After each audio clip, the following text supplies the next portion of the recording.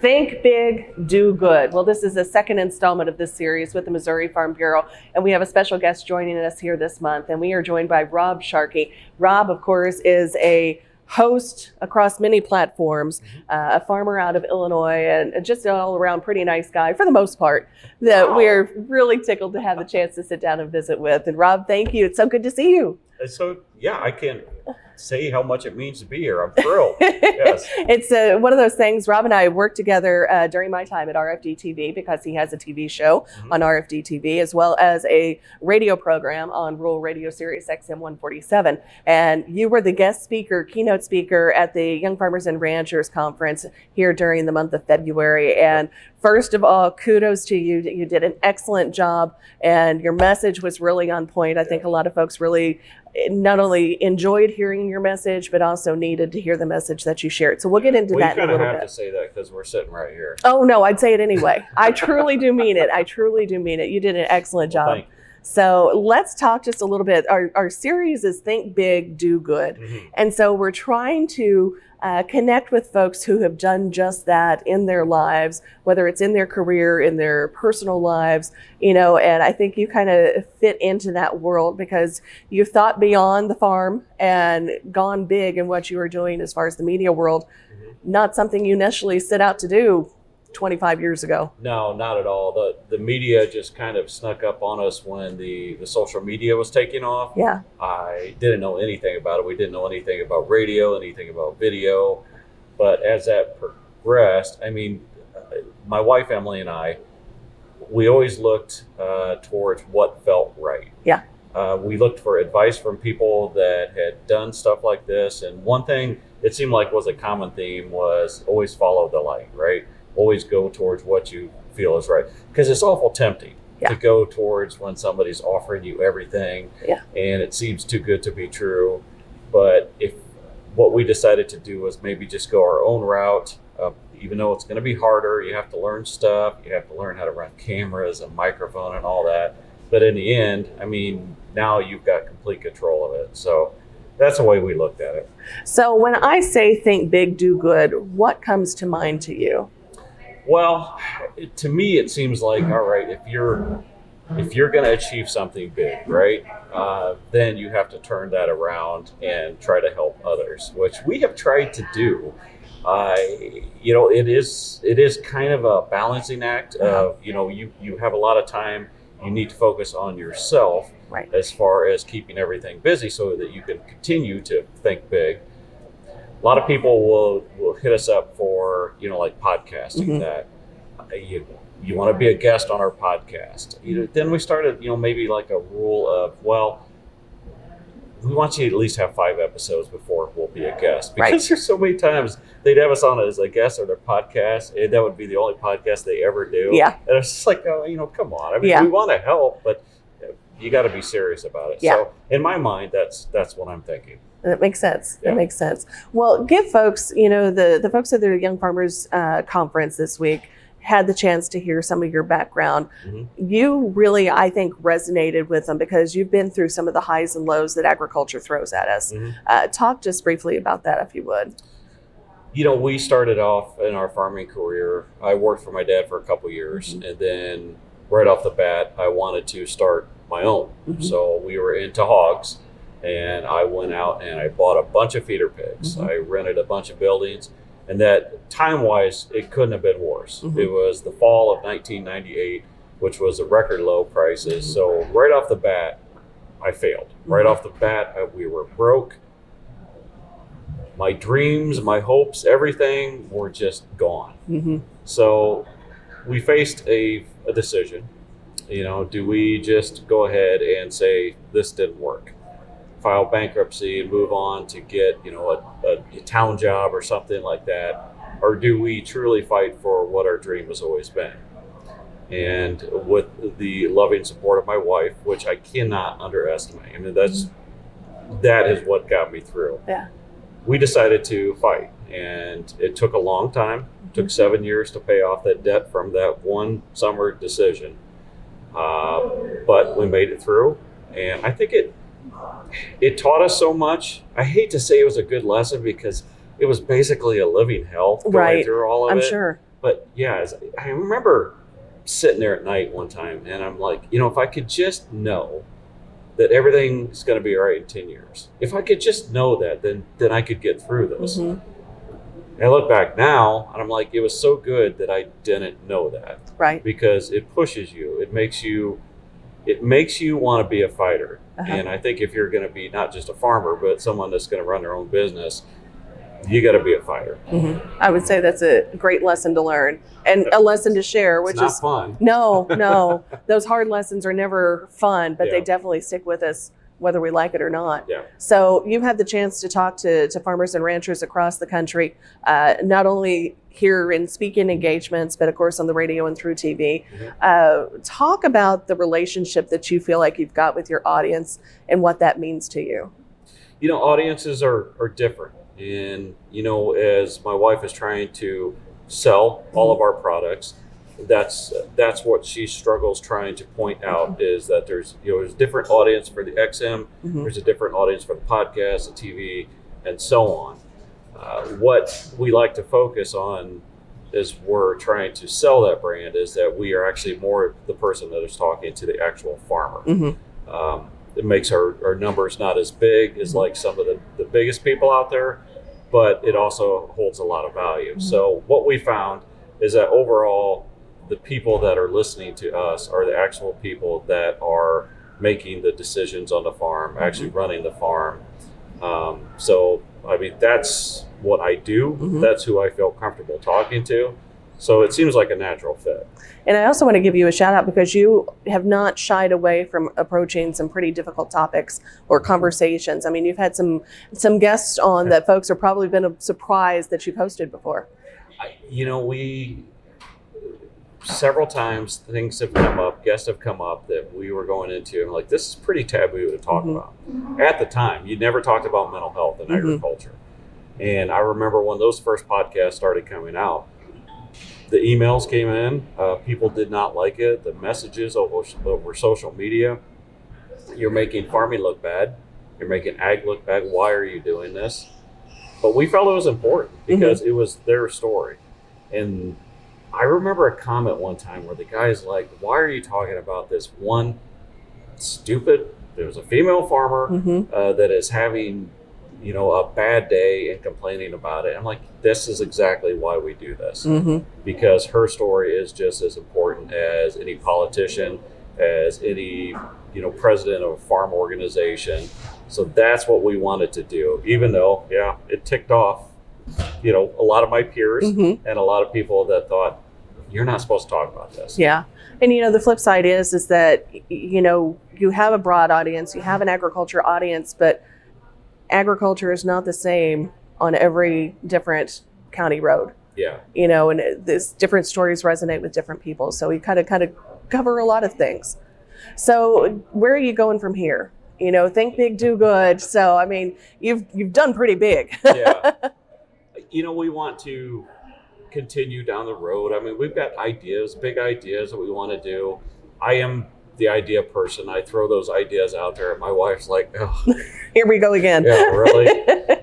But you get to a stage where you're like, okay, I want to also try to give back. I want to try to help other people, because you get here and then you remember all the advice, all the help that people gave you, and maybe you won't ever be able to help those people back, but the next person coming up. I remember when we went down to RFD. I mean, we were wide-eyed. We knew nothing about television. And we walk into a green room, and here are all these people that we see all the time on air. Somebody couldn't be any nicer. I mean, you were running around, you were on air, but yet you stopped, you took time to talk to us. Stuff like that, I don't forget. And stuff like that, I hope to pay back. I'll never be able to pay you back for it, but maybe the next person coming up. Well, I appreciate you taking the time to sit down and talk to us. So, you are a busy gentleman. You and Emily have a lot of ground to cover every week. And, we're coming up here on springtime. So you're getting ready to be in the heat of planting season, not too far away. We got a little ways to go, but nonetheless. Don't freak me out. But, I mean, how do you fit all this stuff in? I mean, you guys are covering a lot of miles, but there's still work to be done and family, of course, back home. Yeah. With the farming, my oldest son has come back to the farm. Uh-huh. And he's doing a great job picking up the slack of when we do stuff like this. Emily really doesn't schedule anything during the planting months or during the harvest months. Uh-huh. So that helps. But, we still have to do a daily XM show. Mm-hmm. And which, I'm sitting there telling my wife when we first started this, I'm like, you don't ever stop the planter. You don't ever stop the combine. But that's when she sat me down and started doing figures in front of me. She's like, you're going to stop it because this is what it means. So Uh-huh. yeah, once she puts the economics in front of it, Uh-huh. yeah, we have to stop the combine every once in a while. You probably needed to take a break anyway. No. So, no. Well, how was the growing season this last year across Illinois? Missouri, we had a whole lot of drought across a good chunk of the state, and I know it did carry over to some areas for you guys. It didn't rain in June, Uh-huh. and we're pretty worried about it.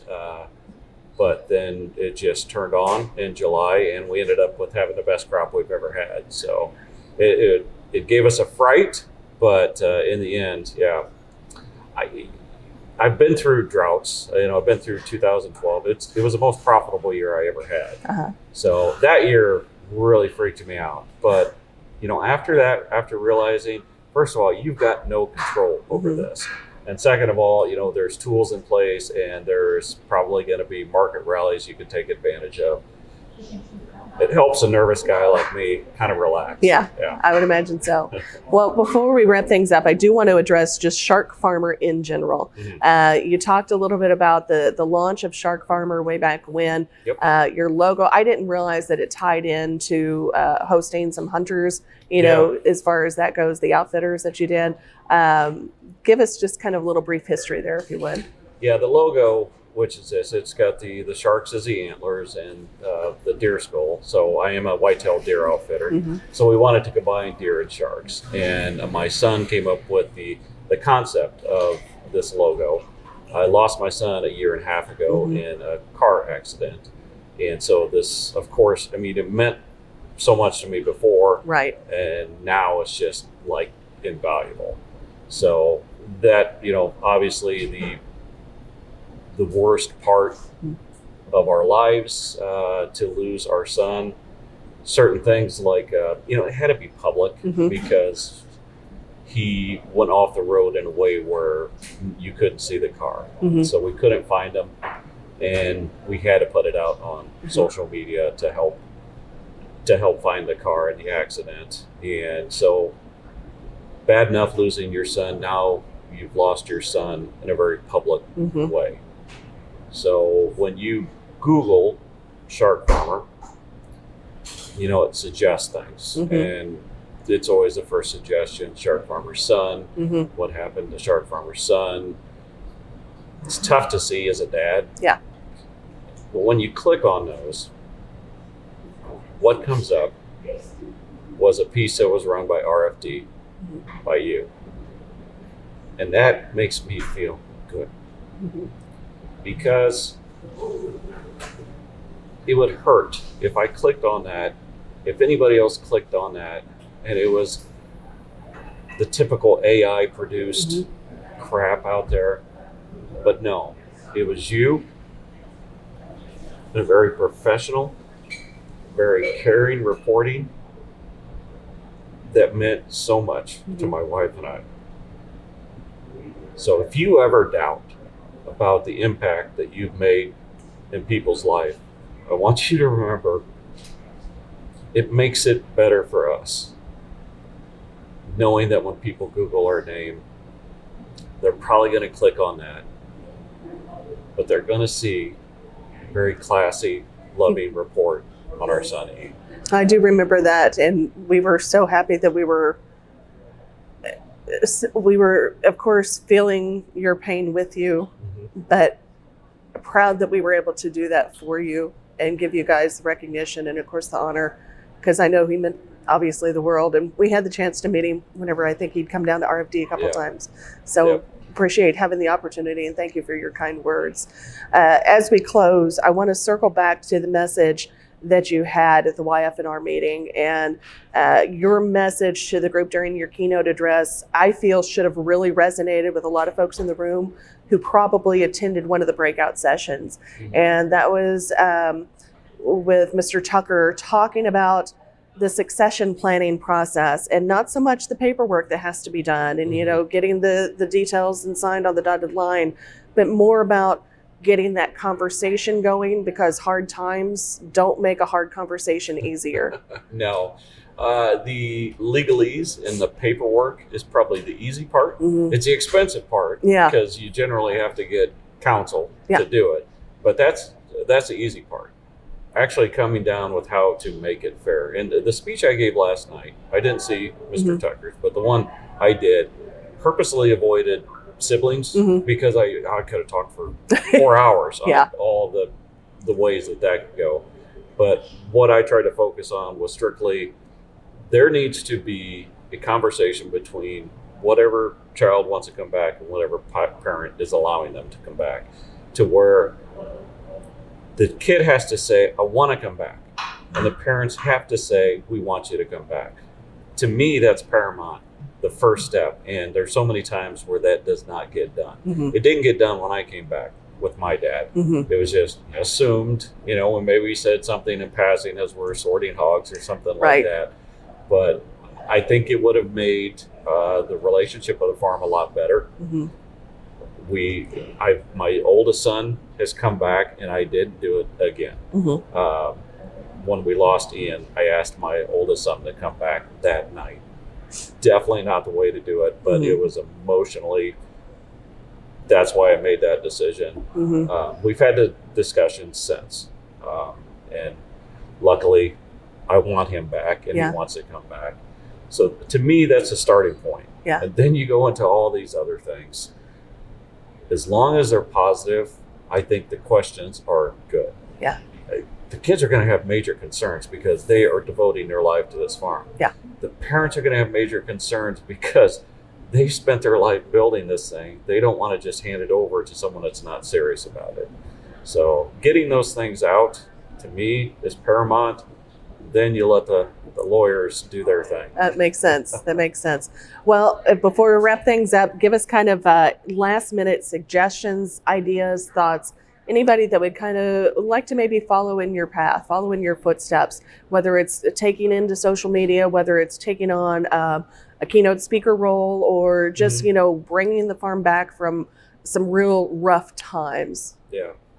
Well, as far as the social media and the speaking and all that, I'll never tell anybody, don't follow that foolishness, right?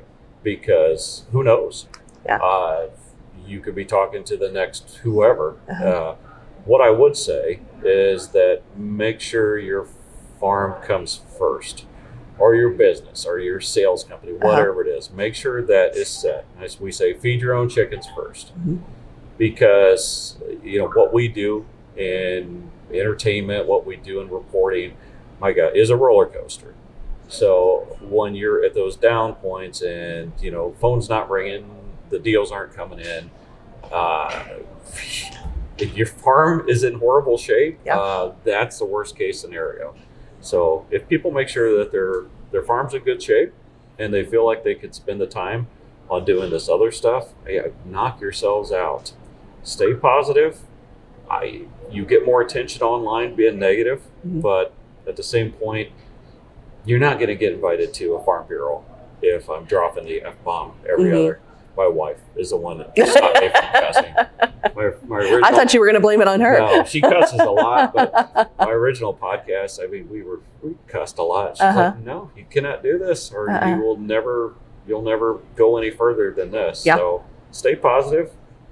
And success will probably come. Yeah, that makes sense. Well, Rob, thank you very much. It's such a pleasure. Yeah, thank you. Thank you. Well, again, you've been listening to Think Big, Do Good with the Missouri Farm Bureau. We are on location at the Lake of the Ozarks with Rob Sharkey joining us this month.